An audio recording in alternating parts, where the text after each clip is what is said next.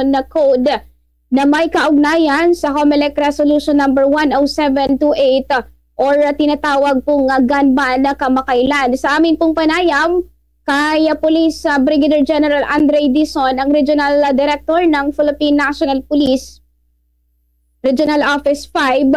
Kinilala itong si alias Nonoy, 32 taong gulang at may asawa. Naka-assign po ito dito sa 565 Engineering Combat Battalion, 51 Engineering Brigade ng Philippine Army. Diyan po yan sa Camp Martiliana sa Pili, Camarines Sur. Nangyari po yung insidente kamakailan dakong alas 10 ng gabi. Ito po yan sa sitio Tulay ng Barangay Bagsangan sa bayan ng Irosina sa lalawigan ng Sorsogon. So ani Dizon, pasado alas 12 ng hating gabi mga kabombo sa ikalawang araw ng implementasyon ng gun ban ay nakatanggap ng tawag ang Irosin Municipal Police Station higil po sa pagpapaputok ng kanyang baril ng nabanggit pong suspect. Sa garang nagresponde ang mga otoridad at dito na nadatnan yung mga o kaya ng mga tauhan po ng Irosin Municipal Police Station ng suspect at agad po itong inaresto. So ayon dito sa salaysay ng mga kapulisan, nagkaroon umano ng pagtatalo sa pagitan po ng suspect na si alias Nonoy at ang kanyang may bahay na naging ugat mga kabombo upang kalabitin ang kanya pong baril at gamit ang kanya pong caliber 45. Dito na nagpaulan ng putok ng magkailang beses. Kung saan mga kabombo labag po ito sa nabanggit na batas, lalo na't maigting ang kampanya po ngayon ng ating mga kapulisan maging sa panig ng Commission on Elections para po dito sa laban sa indiscriminate firing na kung saan violation sa Section 261 ng Omnibus Election Code. Buti na lamang umano ay walang tinamaan ng ligaw na bala bunsod ng pagpapaputok ng natura pong suspect. Sa kasalukuyan ay dinala sa stasyon ng kapulisan sa Irosin Municipal Police Station ang naturang suspect kasama po ang nakumpiska na loaded po yan ng 6 na piraso ng live ammunition at 4 na piraso naman ng fired cartridges para po yan sa kaukulang disposisyon. Yan yung ilan po sa mga balita at impormasyon na amin po nakalapa sa aming himpilan ng Bombo Radyo Legazpi at parts mga kabombo ng lalawigan po ng Masbate at iba pang area of responsibility ng amin pong himpilan. Maraming salamat, happy Wednesday at syempre magandang umaga po sa ating lahat. Back to you, Bombo Laimi. Maraming salamat, Bombo Aiza, sa mga kaganapan, mga balita na iyong naibahagi dito po sa atin pong tie-up at para tuloy-tuloy na rin ito pong mga palitan po ng mga kaganapan, mga balita dyan pa rin po sa parte po ng Bicol Region. Tunguhan naman po natin sa puntong ito ang linya naman ni Bombo Remy. Update naman po tayo sa mga kaganapan mula po dyan sa Bombo Radyo Naga. Kumusta din kaya ang kanila pong area of responsibility? And syempre Bombo Remy, kumusta din ang panahon dyan naman sa inyong nasasakupang lugar? Happy Wednesday, good morning, Bombo Remy, please come in. Maraming salamat, Bombo Laimi, magandang umaga, and syempre sa ating mga tagapakinig at tagapanood dyan sa may parte ng Bombo Radyo Dagupan. Of course, kakatapos pa lang sa pagbahagi ng kanilang mga balita at impormasyon. Magandang umaga kay Bombo Aiza dyan sa may parte ng Bombo Radyo Legazpi, and syempre sa ating mga viewers and listeners, of course, kay Bombo Angelica na nauna nang nagbahagi ng kanyang mga balita at impormasyon dyan naman sa may parte ng Bombo Radyo Kawayan, and of course sa ating mga nakatutok sa ating palatuntunan. Anyway, para po sa aming tinutukan na mga, or bago yan, dito muna sa aming weather condition. So sa ngayon, medyo okay ito nga hong aming weather condition kumpara kahapon, kasi mga around 6 AM talaga kahapon nakaranas pa rin ho kami ng mga pagbuhos ng Orlando. Meron na hong mga nagsibalikan sa klase, tinanggal na yung mga suspension, and then eventually ngayong araw talagang hoping na maging patuloy na ito nga pag-improve ng weather condition dito naman sa parte ho ng lungsod ng Naga. So anyway, para po sa aming mga tinutukan ng mga balita at impormasyon, since meron hong mga na experience lalong-lalo na mga pag-uulan, meron hong mga naitala na mga pagbaha, lalong-lalo sa ilang barangay ho. Ito ho sa bayan ho ng Nabwa. Siyempre sa parte ho yan ng lalawigan ng Camarines Sur. Dahil nga ho sa ilang araw na mga nararanasang malalakas na pag-ulan, nadulot nga ho ito ng shoreline. So sa panayam ho ng Bombo Radyo Naga, kay Senior Fire Officer 3 Eric Llanes, ang Deputy Fire Marshal Operation Officer ng Bureau of Fire Protection Nabwa, sinabi nito na nakatutok ang kanilang local government units, kabilang na ang kanilang opisina sa pagmonitor, lalong-lalo sa mga low-lying area at landslide-prone area sa kanilang bayan. Kaugnay nito, sa kanilang isinagawang water level monitoring na irehistro ang pagbaha sa may parte ng poblasyon La Purisima, San Roque, San Duran at Santa Lucia sa kanilang bayan. Mayroon pa ring mga spillway ang hindi madaanan ng anumang klase ng sasakyan dahil nga ho sa mga pag-apaw ng tubig. So maliban dito, mayroon na ring mga paaralan ang inabot na ng tubig baha, kung kaya patuloy ho ang kanilang mga pagmonitor para ho sa kaligtasan naman ng mga mag-aaral at mga guro. So samantala nilinaw nito nga hong opisyal na walang katotohanan itong mga nakapost sa mga social media account na lubog na ang buong bayan ng Nabwa sa tubig baha.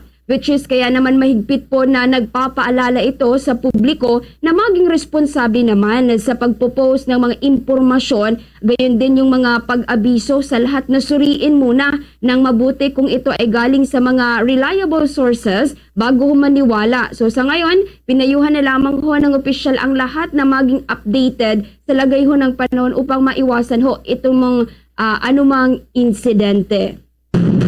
So para po sa iba pang aming tinutukan na mga balita at impormasyon, so para po sa police report, so nakakalungkot pong balita dahil patay itong isang lalaki matapos sumakuryente sa bayan ho ng San Jose sa Partido Area Camarines Sur, kung saan kinilala ho ito nga hong biktimang si Manuel Oliores de Luna, 57 years old, isa hong magsasaka at residente ito ng Barangay Manzana sa naturang bayan. So ayon ho kay Police Captain Mark Espana, ang officer in charge ng San Jose Municipal Police Station, lumabas sa kanilang investigasyon na self-accident o aksidenteng na kuryente nang alisin ng biktima ang nakasaksak na washing machine mula ho sa ilaw pagkatapos itong maglaba sa kanilang bahay. So anya, nahawakan ho kasi ng biktima ang may sira ng wire. So saka naman na kuryente at natumba. At dahil nga ho hawak-hawak pa nito yung wire,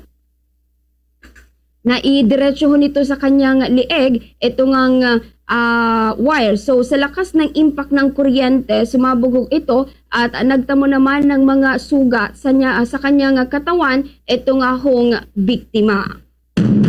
So yan lamang ho itong aming mga nakalap, tinutukan ng mga balita at impormasyon dito naman ho sa aming nasasakupan. So kami naman ang makikibahagi dyan sa inyo, Bombo Laini, dyan sa Bombo Radyo Dagupan, and maraming salamat. Back to you, Bombo Laini. Maraming salamat, Bombo Remy, sa mga kaganapan, mga balita na iyong naibahagi dito po sa atin pong tie-up, mga ganap mula naman dyan po sa lungsod ng Naga. And tungo naman po tayo sa puntong ito, dito naman po sa atin pong nasasakupang lugar sa syudad po ng Dagupan, at ito po mga kaganapan sa ilan po mga lugar sa probinsya po ng Pangasinan. Pero bago po yan, mga kabombo, sa weather condition po natin, tuloy-tuloy naman po na maayos. Ito po kalagayan po ng panahon po natin, fair weather pa rin, and pagsapit po ng gabi hanggang madaling araw, talagang ito naman po yung temperatura po na malamig na siyang nararanasan po natin at nagiging kalaban na naman, ito pong pagligo, lalo na pag madaling araw, mga kabombo, kasi ramdam na po natin ito pong kalamigan naman po ng panahon. Anyway, sa mga balita at impormasyon na tinutukan ng ating pong himpilan sa mga nakalipas na oras at araw, eto unahin ko na lamang, mga kabombo, dyan po sa bayan po ng Asingan. Eto po naitalang insidente po dyan, ng pananaksak kung saan isa pong 30 anyos na lalaki, eto po biktima po dyan at sinaksak ng kanya pong sariling kaibigan habang sila po ay nagiinuman sa bayan naman po ng Asingan. Ayon kay Police Major Caitlin May Awingan, ang officer in charge ng Asingan Municipal Police Station na nakatanggap ang kanila pong himpilan bandang 1:30 mga kabombo ng madaling araw ng tawag mula naman po sa isang concerned citizen sa barangay Bantog sa nasabi pong bayan na Quezon. Meron nga daw pong nangyari pong pananaksak sa kanila pong lugar. Agad na pinuntahan ng kanila pong tropa ito pong pinangyarihan ng krimen kung saan ay nakilala ito pong biktima na si Michael Albert Tubera na residente po sa parehong barangay, habang ito naman pong suspect ay si Axel Traya D, 25 anyos, residente din po sa nasabi pong lugar. Batay po sa kanila pong investigasyon mga kabombo na nagkaroon daw po ng pagtatalo. Ito pong dalawa habang sila po ay nagiinuman kung saan ay nauwi po sa pananaksak ng suspect dito po sa biktima. Alam din naman po kasi natin, lalo na kapag alak, nasa impluwensya na po ng alak, ito pong katawan po natin at hindi po talaga natin nakontrol. Ito po mga kahalintulad na sitwasyon ang maaari pong kahantungan po niyaan. Saad pa ni Major Awingan na ito pong dalawa ay magkaibigan, ngunit dahil na rin sa dala ng kalasingan, ito yung binabanggit natin, nangyari po ang hindi po inaasahan. Dinala naman po kaagad sa ospital ito pong biktima na siyang ginamot kung saan po ay nagkaroon ng malalim na tama sa kanya pong tiyan. Nahuli naman po kaagad ito pong suspect sa pamamagitan na ito pong isinagawa po nilang hot pursuit operation at nakuha po dito ang ginamit po nitong patali. Naman po sa kasong frustrated homicide, ito pong suspect habang ang biktima ay kasalukuyan pa pong nasa ospital at siya po ay nagpapagaling.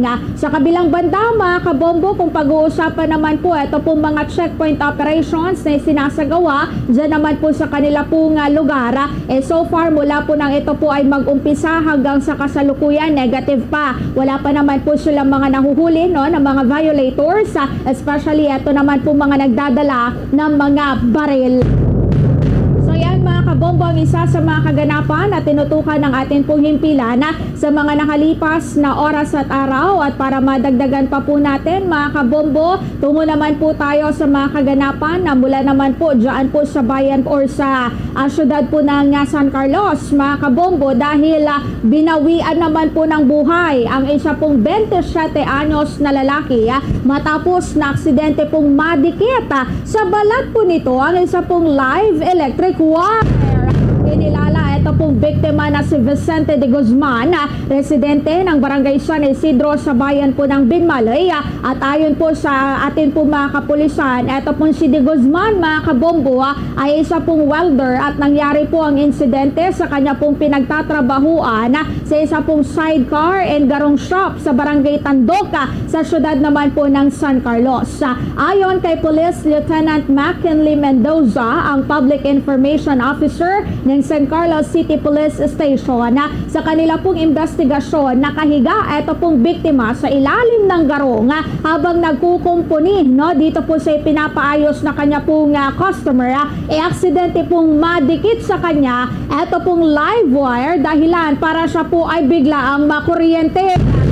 Ayos naman umano ito pong welding shop at wala rin pong ibang nadamay at dinala po sa ospital ito pong biktima, ngunit unfortunately mga kabombo, ito po ay deklarado na as dead on arrival. Samantala pinag-aaralan na po na ito pong pamilya ng biktima at na ito pong may-ari po ng welding shop kung ano po yung mga aksyon na kanila pong gagawin patungkol sa insidenteng ito, and nagpaalala na lamang din po ito pong si Lieutenant Mendoza sa mga iba pa na may trabahong katulad nito pong biktima na maging alerto sa atin pong paligid dahil nakamamatay po literal ito pong mga kahalintulad na insidente at maaari pong maranasan ng kahit na sino man po yan, bagamat sinasabi po ng ilan unintentional or aksidente nga din naman po ito, kaya nga the more na dapat po talagang maging kumbaga para mapagmatsyag at alisto ang bawat isa po sa atin, lalo na kung kuryente ang pag-uusapan po dyan.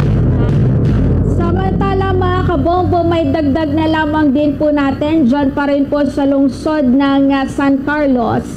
Kung pag-uusapan naman po natin ito pong pag-iral ng COMELEC gun ban, abay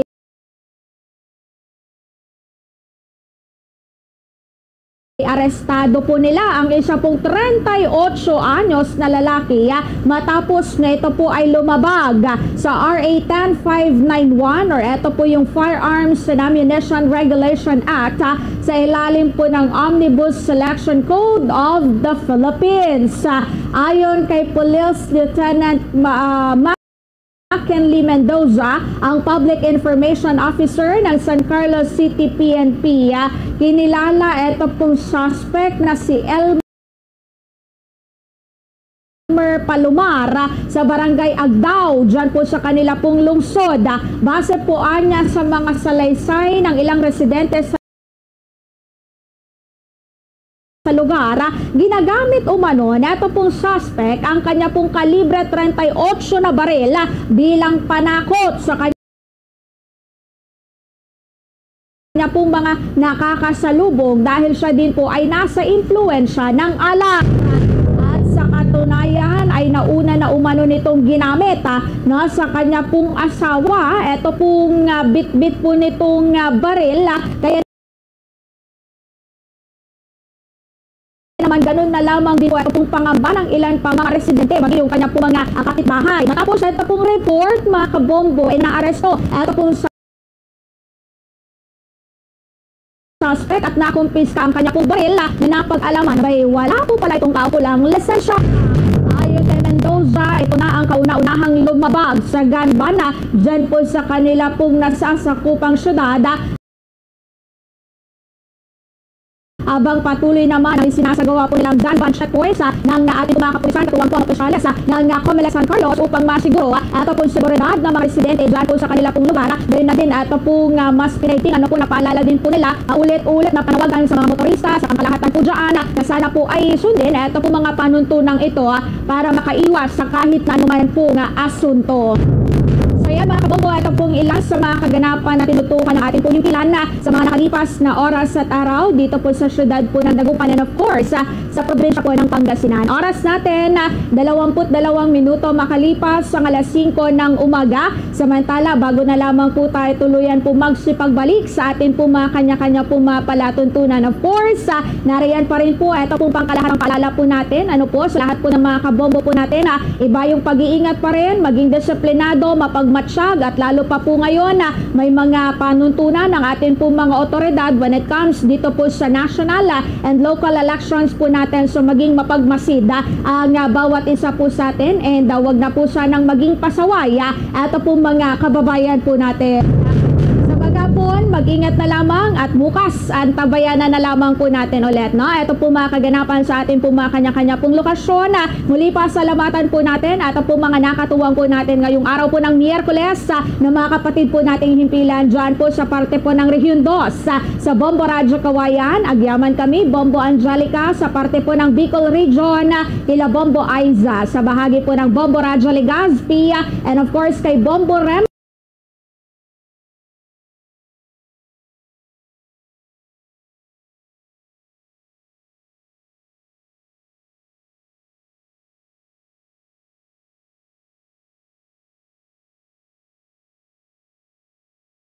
dyan naman sa parte po ng Bombo Radyo Naga, Mabalos at sa puntong ito mga kabombo, maaari na po tayong magpalatuntunan. Mga kabombo, 23 minuto makalipas ang alas 5 ng umaga at yan po ang kabuuan ng ating pong tie-up ngayong araw po ng Miyerkules. Later on mga kabombo, standby po kayo at sa ating pong pagbabalik, tunguhan naman po natin at po mga kaganapan dito pa rin po sa ating pong nasasakupan mga dagdag ng mga talakayin kasabay din po niyan ito naman po mga bit-bit na mga report ng ating po mga kasama especially dyan sa may downtown area po natin later on antabayanan po ninyo ito po mga kaganapan po dyan kasabay ng mga presyo na ito po mga pangunahing bilihin po natin. Standby po kayo mga kabombo at sa puntong ito narito bigyang daan lamang po muna natin ang ilan sa mga paalala. Pag-iimbita ng mga mahal sa buhay sa isang salo-salo ay itinuturing na isang makabuluhang paraan ng pagbibigay sa kanila ng halaga. Sa pamamagitan ng imbitasyong ito, ipinapakita natin ang ating pagmamahal at pagpapahalaga sa kanilang presensya at papel sa ating buhay. Ang ganitong okasyon ay hindi lamang isang simpleng pagtitipon, kundi isang pagkakataon upang makapagkwentuhan, magtawanan at magsama-sama habang pinagtitibay ang relasyon at koneksyon sa isa't isa. Ang pagiging maayos habang kumakain ay mahalaga, hindi lamang para sa sarili kundi pati na rin sa mga tao sa paligid.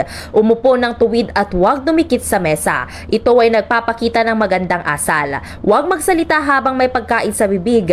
Maghintay na matapos ang subo bago makipag-usap. Iwasan ang pagiging maingay habang kumakain at huwag magdala ng hindi ka nais-nais na ugali sa mesa. Magpasalamat sa nagluto o nag-ayos ng pagkain bilang pagpapakita ng paggalang. Sa pamamagitan ng mga ito, hindi lamang tayo nagiging magalang, kundi nagiging magandang halimbawa rin sa iba, lalo na sa mga bata. Nakakapagod ang buhay na puro trabaho lang at wala ng oras pa sa sarili. Mahalaga sa atin ang may work-life balance upang maibsan ang stress na nararamdaman sa trabaho. Humanap ka ng trabahong tiyak na magugustuhan mo. Isama mo sa priority ang kalusugan. Mag-unwind sa tuwing nasa labas ng trabaho. At ang isa sa pinaka-importante ay mag-set ng boundaries at work hours upang manageable ang bawat oras. Sinisipon? Masakit ang katawan! Katapakiramdam! Sa panahon ng tag-ulan, nalilipa natin ng iba't ibang klase ng karamdaman. Gaya ng wild. Ang waterborne diseases, influenza-like illness, leptospirosis at dengue ay mga karamdamang dapat iwasan at sugpuin. Maglinis, magmasid, mag-ingat. Iwasan ng wild. Panatiling malusog ang pamilya at malayo sa karamdaman. Pagtitipid sa konsumo ng kuryente at paggamit ng mga energy-efficient appliances. Ang pagpapalit ng mga lumang bombilya ay nakakatipid ng maraming enerhiya dahil ang LED light bulbs ay gumagamit ng mas konting enerhiya at mas sumatagal kaysa sa incandescent na mga bombilya.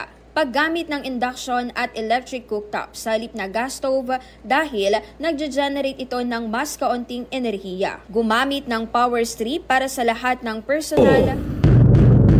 Oras natin mga kabombo, 27 minuto. Makalipas ang alas 5 ng umaga, tayo pa rin po'y nagpapatuloy sa atin pong palatuntunang Bombo Report sa First Edition. Samantala sa puntong ito, mga kabombo, gaya po ng binabanggit po natin, bago naman po natin matalakay, ito po mga karagdagan pa ng mga kaganapan and ito po mga clips sa atin pong palatuntunan. Sa puntong ito, tunguhan lamang po muna natin ito naman po mga bitbit na mga report ng atin po mga kasama sa linya naman po ni Bombo Ira Chicano, dyan po sa unang distrito ng atin pong lalawigan sa lungsod ng Alaminos, dahil ito po mga opisina at ahensya dyan po sa nabanggit na lugar nakaisa po sa isinagawang motorcade bilang bahagi po sa Zero Waste Month celebration ngayong buwan ng Enero. Alamin po natin ang detalye. Bombo Ira, good morning. Please come in. Bilang bahagi sa pagunita ng Zero Waste Month celebration ngayong buwan ng Enero, nagsagawa na isang motorcade ang lokal na pamahalaan katuwang ang iba't ibang opisina at ahensya sa lungsod ng Alaminos. Ang Zero Waste Month celebration ay isang taunang pagdiriwang sa Pilipinas na ginaganap tuwing Enero ayon ito sa Republic Act 9003 o ang Ecological Solid Waste Management Act of 2000. Layunin nito na mapaigting ang kamalayan sa tamang pamahala ng basura at pangalaga sa kapaligiran. Ang aktibidad ay pinangunahan ng City Environment and Natural Resources Office kasama ang mga kapulisan, ang Bureau of Fire Protection Alaminos, National Bureau of Investigation Alaminos District Office, mga paaralan at iba pa na nakaisa sa motorcades na isinagawa naman Central Business District ng syudad. Bukod dito ay nilatag din ang iba't ibang mga aktibidad at programa bilang parte sa selebrasyon. Ang Zero Waste Month celebration ay isang mahalagang hakbang sa pagpapanatili ng malinis at maayos na kapaligiran. Para sa programang Bombo Reports First Edition, Patrol numero 1 Bombo Ira Chicano nagulat. Para sa number 1 and most trusted radio network, Kinakanch Bombo Radio Philippines, Basta Radio, Bombo! Maraming salamat, Bombo Ira Chicano sa kanyang hatid na report mula naman po dyan sa unang distrito ng atin pong lalawigan sa lungsod naman ng Alaminos. At sa puntong ito mga kabombo, habang tayo din po nag-aantay na ito naman pong linya ng komunikasyon ng atin pong kasama na nag-iikot mula po sa labas ng atin pong himpilan later on mga kaganapan dyan po sa may downtown area po natin, live report, live situation dyan po sa nabanggit na lugar, antabayanan nyo po yan. Pero habang tayo po nag-aantay, sige, eto na din po muna ang mga clips sa atin pong palatuntunan. Later on, pwede po ninyong maantabayanan. Ito pong bahagi po ng pahayag ni Jonathan Malaya, ang Assistant Director General ng National Security Council dahil ikinaalarma po ng kanila pong hanay, mga kabombo. Ito pong nakabibiglang pagpapakita ng agresyon ng bansang China sa karagatan po ng Pilipinas, partikular na ito po malapit na pagpapakita po ng monster ship. Actually, nangyari lamang din po recently lamang dito po sa atin pong bansa. And malaki nga po ito pong pinagtataka ng atin pong mga otoridad. And even ito na lamang po mga nakasaksi sa natura pong insidente. Of course, hindi naman po kumbaga parang pang-araw-araw na kaganapan na makakakita ka ng isa pong monster ship. Ano po na tinatawag po natin kumbaga parang hindi po yan normal days na may kukonsidera. So, nabuo ang ilan pong mga katanungan, nabuo ang ilan pong pagkatakot, diba? And kumbaga parang nakakataka sa ilan po nating mga kababayan na patungkol sa insidenteng iyan. And malinaw umano mga kabombo na ito po ay pagpapakita ng pagkakatakot na naman. Kumbaga parang tinitreat po nila ngayon na ito po mga otoridad, mga mangingisdang Pilipino po natin. Kasi kumbaga parang ang labanan po ng bansa po natin kontra sa China, mga kabombo, is mala David and Goliath. Imagine mo naman, maliliit na mga ordinaryong bangka lamang ito pong gamit po natin, samantalang sa China, abay monster ship ang nakaamba na po dyan. Kahit hindi man po sila gumalaw, pero ito po ay indikasyon o di naman po kaya ito na naman po ay isang taktika ng bansang China para masabi, diba, or maipakita, para takutin ito po mga mangingisdang Pilipino po natin. Kaya bilang tugon ng atin pong gobyerno, lalo na po mga kabombo, ito pong sinusuportahan po nila ng mga mangingisda is para po sa kanila pong economic rights, which is yan po yung nararapat dahil nung mga nakalipas na taon, alam din naman po natin yung pinagdaanan na ito po mga mangingisda po natin. And yet, tila hindi pa rin po talaga natitigil. Ito pong pakikipagbaka din po ng bansang China. Ano na naman ang gustong palabasin ng China? Ano na naman po ang kanila pong mga binabalak against sa atin pong bansa at lalong-lalo po sa hanay ng atin pong mga mangingisdang Pilipino? Bakit may mga nakaamba po dyan na mga monster ship? Mga kabombo, narito, pakinggan at panoorin po ninyo. Ito pong bahagi po ng pahayag ni Jonathan Malaya, Assistant Director General ng National Security Council. Bajo de Masinloc, the lagoon of Bajo de Masinloc has been under the control of the People's Republic of China. And ever since, that has been the status quo in that area. But lately, we were surprised about the increasing aggression being showed by the People's Republic of China in deploying the monster ship. No? And the monster ship is not close to Bajo de Masinloc. It's getting closer also to the Philippines, to the Philippine coastline. As mentioned by Commodore J. Tariela, it's 70-something nautical miles, 77 nautical miles from the coast of Zambales. So that is alarming. And our assessment of that situation is that it's a clear effort on the part of the PRC to intimidate our Filipino fishermen, no, who simply rely on fishing as part of their livelihood. No? And I think the message that we'd also like to convey to the People's Republic of China is that we will continue to support our fishermen. No? If the objective is to intimidate our fishermen, then this increases the resolve of the Philippine government to continue supporting our fishermen.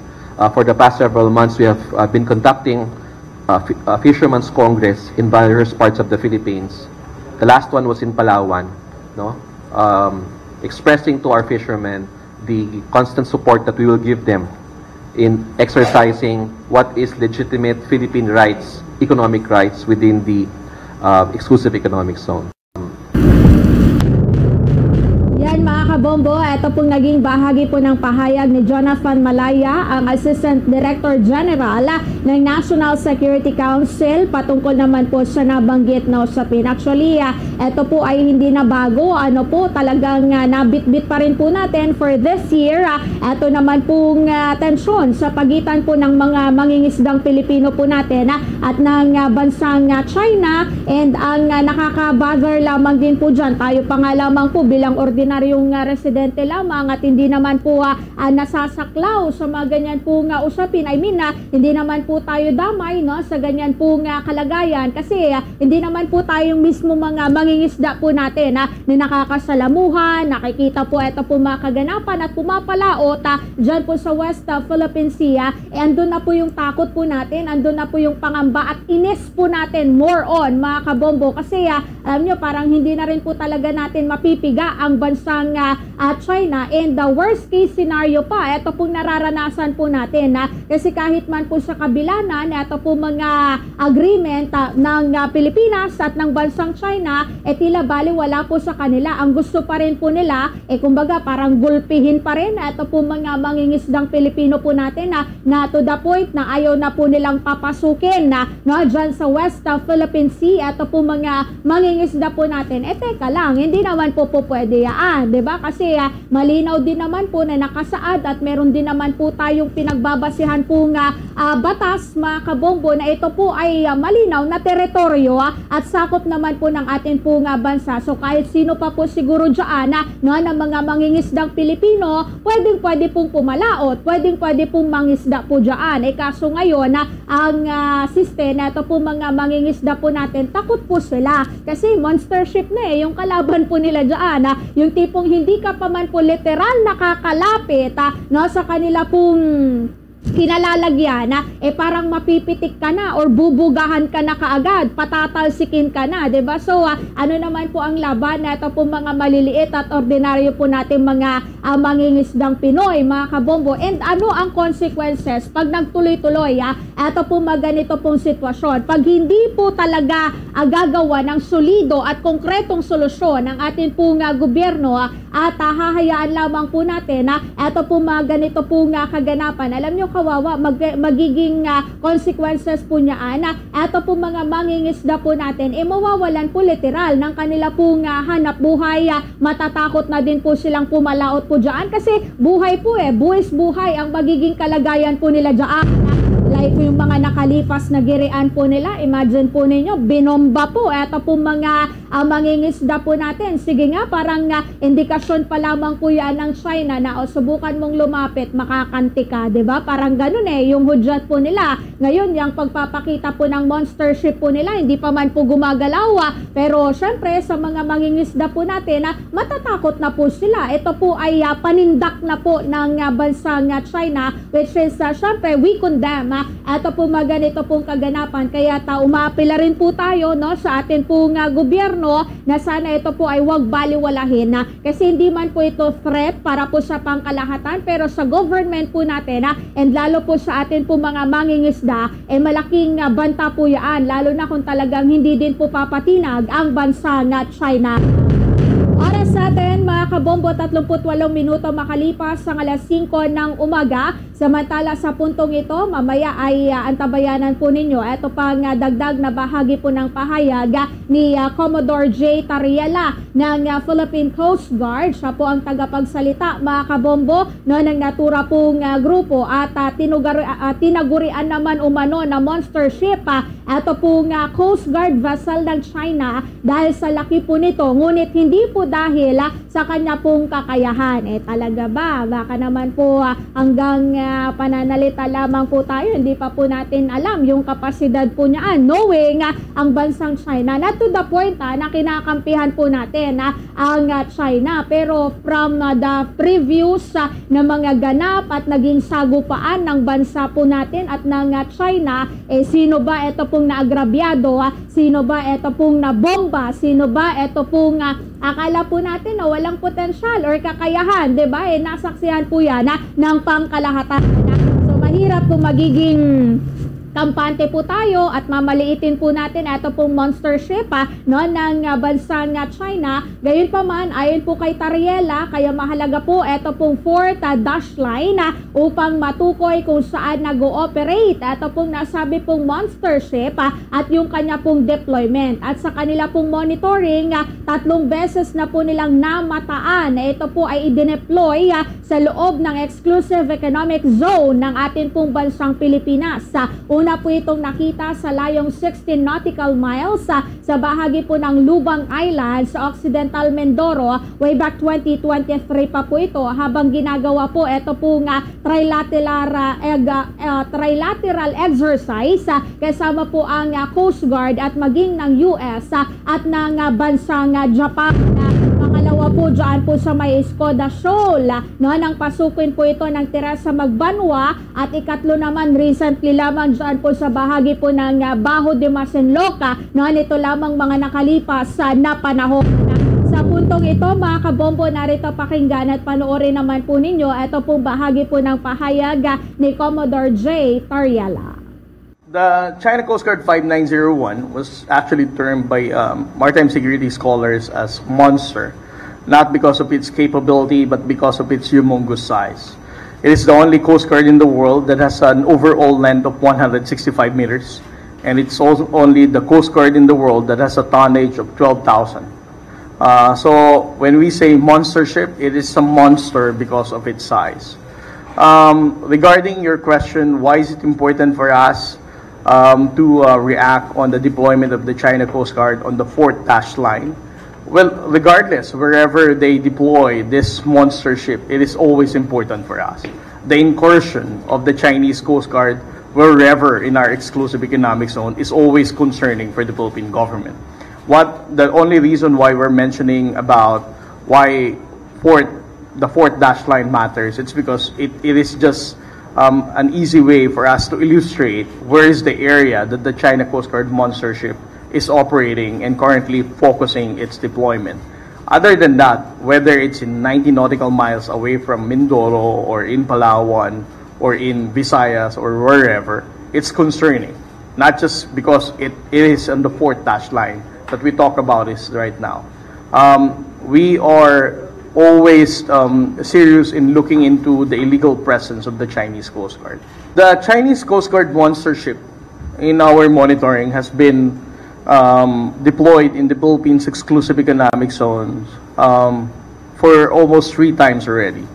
The first one was in 2023 during the trilateral exercise between the U.S. Coast Guard, Philippine Coast Guard, and Japan Coast Guard. We monitored this monster ship at a distance of somewhere 60 nautical miles in Lubang Island, Occidental Mindoro. The second one was in Escoda Shoal, when it joined Teresa Magbanwa inside the shoal of Escoda. And then the third time is here in Bajo de Masinloc. It doesn't really carry out very aggressive action, but its mere presence is already concerning.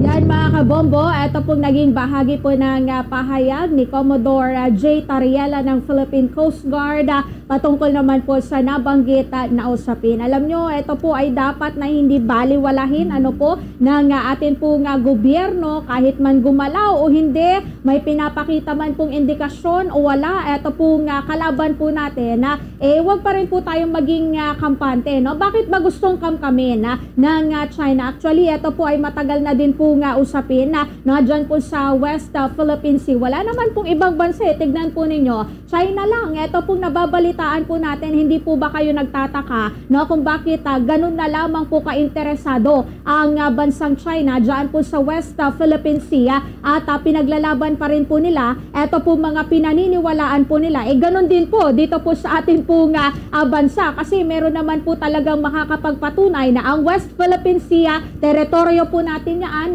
lahat po sana tayo magaan at lahat po tayo mapayapa lamang po sana, di ba? Napapalahot po dyan. Kaso, hindi naman po pwede na payagan po natin ito pong kagustuhan ng China na ang kinin na lamang po yan.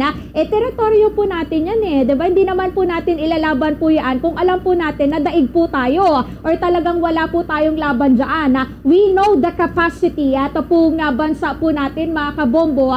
Syempre, kung ano naman po ito po nga sa atin, yan lamang din po yung ginagawa ng paraan ng atin po mga otoridad. And below the belt na may kukonsidera, diba, kung hahayaan din po natin na ito po ay makamkam ng bansang China. Actually, kahit man po sa atin po sana ito, hindi naman po natin pinagdadamot po yan diba? Kaso nga lang, masyadong ganid. Ito po nga kalaban po natin at sila pa po, ito po nga nagpapakita ng full attention, mga kabombo, para ito po ay makamkam. Ibang usapan naman po yan. Oras natin, mga kabombo, 15 minuto bago sumapit ang alas 6 ng umaga. Mamaya sa atin pong pagbabalik, mga kabombo, antabayanan po natin ito naman pong sitwasyon dyan po sa may downtown area po natin, mga kaganapan, presyo na mga pangunahing bilihin po natin, antabayanan nyo po yan. Kasabay ng mga karagdagang balita at impormasyon. Pero sa puntong ito, mga kabombo, narito bigyang daan lamang po muna natin ang ilan sa mga paalala. Oras natin, mga kabombo, 13 minuto bago sumapit ang alas 6 ng umaga. Samantala, sa puntong ito, gaya po ng binabanggit po natin kanina, mga kabombo, tunguhan naman po natin ang linya ng komunikasyon ni Bombo Oliver Dacumos. Live po dyan sa bahagi po ng downtown area po natin, mga kaganapan, dyan po sa atin pong palengke, and especially, ito pong presyo na mabilihin po natin. Kumusta kaya? Dyan po sa may downtown area po natin. Bombo Oliver, good morning! Kumusta ngayon dyan sa lugar na iyong kinalalagyan? Please kami. Yes, Bombo Laimi, magandang umaga sa ng umaga sa ating mga listeners ng program Reports pa First Edition. At happy Wednesday sa ating mga kabombo dyan na nanonood at nakikinig ngayon. At live tayo ngayon dito sa downtown area. Tinutukan natin itong kaganapan dito nga sa ating kinaroroonan. Kung saan sa mga oras na ito ay nagkaroon ng pagbigat na pansamantala ng daloy ng trapiko kanina, Bombo Laimi, dahil na rin sa mga jeepney natin na nag-aantay ng kanilang mga sasakyan. Sila yung naging sanhi ng counting pagkakaroon ng pagbigat ng daloy ng trapiko. Ngunit naibalik naman agad itong daloy ng trapiko dito sa downtown area. At syempre, itong mga ganitong mga sitwasyon ay mabilisan lamang dahil syempre itong pagsakay ng mga sasakyan at pagbaba din o pagsakay ng mga mga kababayan natin sa jeep at syempre pagbaba din nila dito nga sa downtown area. Sa ating pagtutok sa ating mga pangunahing mga produkto sa mga oras na ito, napansin natin na consistent yung ilang mga presyo habang yung ilan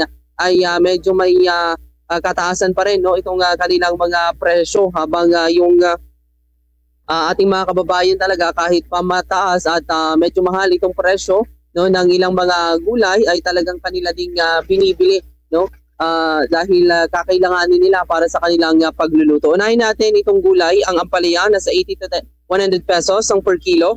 Ang dahon nito nasa 20 to 25 pesos ang per tali naman. Ang talong nasa 100 to 110 pesos, samantalang ang okra nasa 80 to 100 pesos.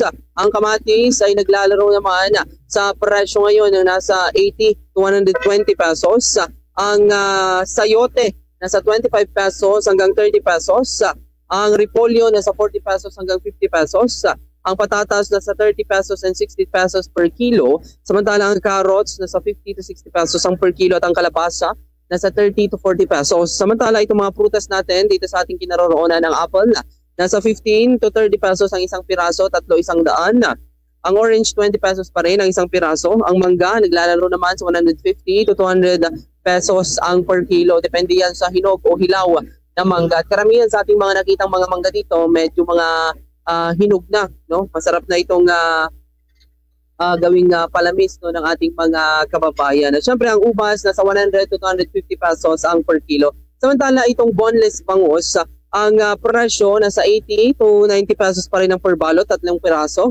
Ang medium nasa 100 to 110 pesos ang per balot, 3 piraso. Ang large nasa 120 to 130 pesos ang per balot, 3 piraso yan. At ang tinapang bangus, nasa 120 to 130 pesos ang per balot, 2 piraso. At syempre sa per kilo naman, pwede din kayong magpa-boneless, no, dito sa mga deboner natin.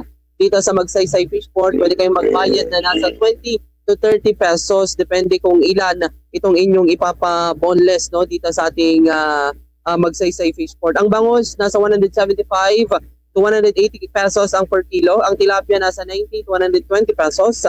Ang galunggong nasa 150 to 160 pesos. Ang salmon mackerel nasa 130 to 140 pesos. Ang pusit nasa 180 to 200 pesos.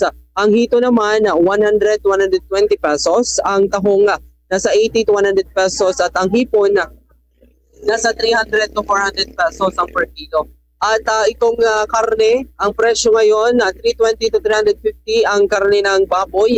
Ang manok nasa 180 to 210 pesos ang per kilo. At ito yung mga tinutukan natin na mga pangunahing mga produkto dito nga sa ating downtown area, Bombolaymi. At syempre, sa lagay ng ating mga parking area, medyo nagkakaroon din, no, ng pagsikip, no, ng kakalsadahan dahil nga din sa pagdagdag, no, ng mga sasakyan dito sa ating kinaroroonan. Ngunit naayos naman yan ng ating mga parking attendant.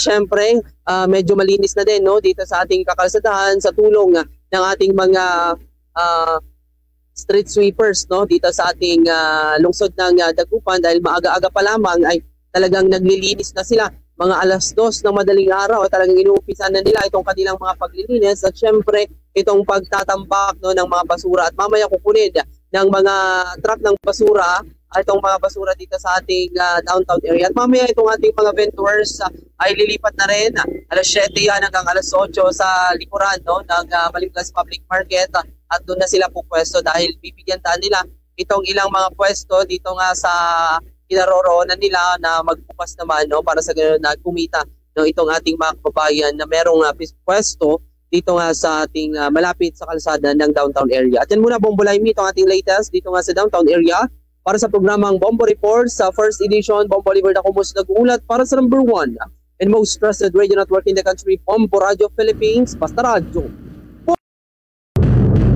Oras natin mga kabombo, 6 na minuto bago sumapit ang 6:00 ng umaga. Maraming salamat sa atin naman po na situational report ng atin pong kasama mula naman po yan sa linya naman ni Bombo Oliver Dacumus dyan po sa may downtown area po natin.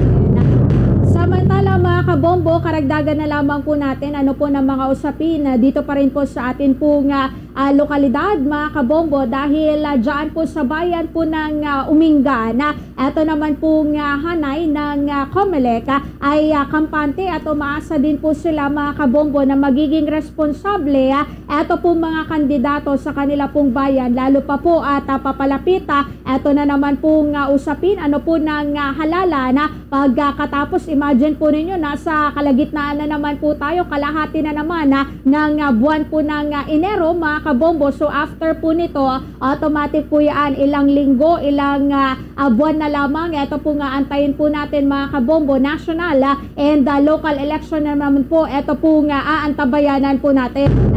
Actually, hindi lamang po dyan po sa bayan po ng Umingan, mga kabombo. Ito po nga umaasa na sana po yung makikipagtulungan na ito po nga mga kandidato, mga aspirante, mga political candidates po natin, especially dito po sa mga panuntunan na kanila po nga ipinatutupad mga kabombo, kasi nag-umpisa na nasampulan na po tayo na ito po nga COMELEC Ganba na tinatawag po natin, and maging ito din pong ilan pa po mga ganap ano po na pinapairal dito po sa atin pong lalawigan so nasa pasya na po yan, diba? Kasi hindi ka naman po makakarating dyan po sa pagiging isa po political candidate kung unang-una baka naman maski ito po mga simple po mga panuntunan hindi po natin alam, no?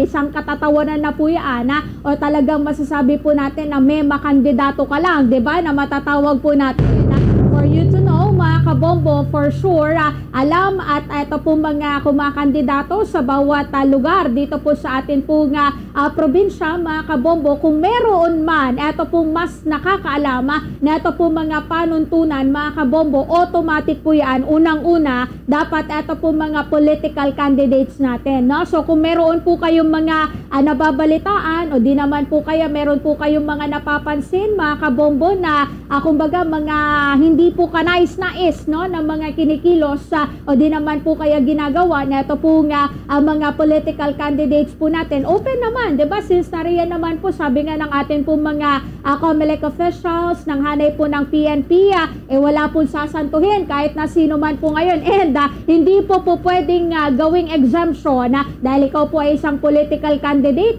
hindi ka na po pwedeng makanti, mga kabombo. Ibang usapan po yan, diba? The more nga na dapat po nating tutukan po ngayon eto po mga kandidato po natin kasi sila po eto po nga uupo at maluluklok sooner or later sa kanila po nga pwesto, kaya dapat eto din po mga kababayan po natin, the more na mas maging mapagbantay po tayo. Anyway, so much for that, mga kabombo. Maraming salamat sa lahat po ng mga umantabay sa atin pong palatuntunan. And later on, mga kabombo, antabayanan nyo na lamang ito po mga karagdagan po mga balita at impormasyon sa atin pong susunod na palatuntunan. And sakto, isabay na din po ninyo sa inyo pong pang-agahan sa breakfast po ninyo. Ito po mga dagdag na mga balita sa pamamagitan naman ng Bombo News and Views sa morning edisyon. Happy Wednesday, mga kabombo. Ako po nyo pong naging lingkod, Bombo Laimi Perez, para sa number 1 and most trusted radio network in the country, Bombo Radio Philippines. Basta Radyo, Bombo! Mga